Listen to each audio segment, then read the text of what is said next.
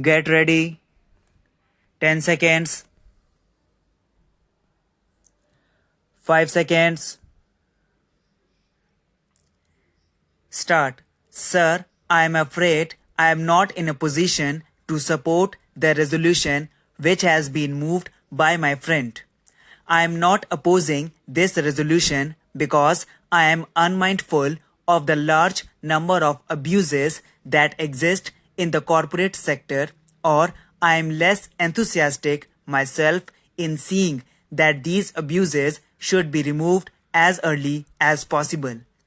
But the method that he has suggested is so dilatory and the problem before us is so acute that no useful purpose will be served by appointing one more commission to investigate into the working of the corporate sector when we have got enough data, and to my mind we have already got enough statutory powers to see that these abuses are checked and, if possible, completely eliminated. I do not see what this commission can do, whether it can throw more light on the malpractices that are rampant in the corporate sector.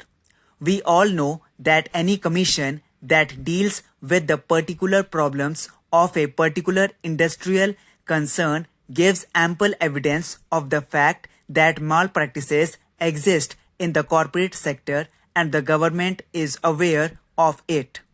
I was one of the members of the Joint Select Committee on the Company Law Amendment Bill 1998, which ultimately became the Company Law Amendment Act 2000, and in that committee also enough evidence was brought forward to show that malpractices existed in the corporate sector and certain salutary amendments in the company law were made. In spite of these amendments and in spite of the original Companies Act, we do find that abuses still persist, and the question before us is how to deal with the abuses rather than investigate further into the nature of the abuses and the extent of the abuses. To my mind, the real remedy for us is not that of appointing commissions and committees and thereby postpone the solution of an urgent problem, but to deal with the problem here and now with the agency which is at our disposal. This agency is the Department of Company Law Administration, which is working under the Ministry of Commerce and Industry of the Government of India. This agency has again and again, year after year, in its reports complained that they have not got enough personnel to deal with the large responsibilities that have been placed on them.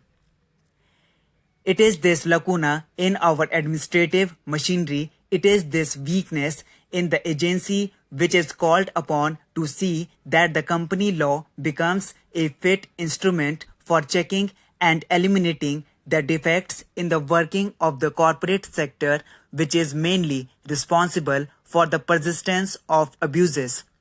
The real solution of the problem before us is to strengthen the administration, to enlarge its power, to enlarge its scope of inquiry, and above all, for the government to take prompt and effective measures against abuses which have been pointed out by the Company Law Administration.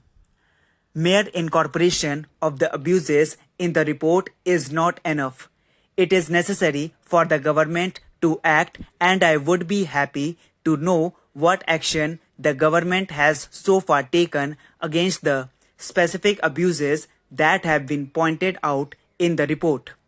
If these abuses to which the attention of the government is drawn in the report remain unpunished or had not received the attention of the government to the extent it deserves, there is likelihood of the impression gathering in the public mind that the government is not serious in enforcing this law and root out evils which this law is called upon to root out. It is in this connection that we have painfully to draw your attention again and again to the possible connections that might exist between large units in the corporate sector on the one hand and the government machinery on the other. There is an impression in the public mind that influence in right quarters is an absolute minimum necessary in order to get things done in it is this which is responsible for the concentration of economic power in the corporate sector. The other day, the Prime Minister made a statement in the other house dealing with this problem and pointed out that an elaborate machinery exists to deal with the problem of licensing, that it is the policy of the government that licenses are only given according to the merits and the needs of the situation, and that when there are no compelling reasons, there is always preference given to new entrants and new entrepreneurs. Though the company law exists, though it incorporates certain very salutary provisions, though an enforcement machinery exists, and though the machinery has tried its level best, I must say, to administer the law as it is because of administrative difficulties, because of political considerations to which the government has not given its full attention, the purpose for which the act was passed by Parliament and the money is voted by Parliament is not fulfilled.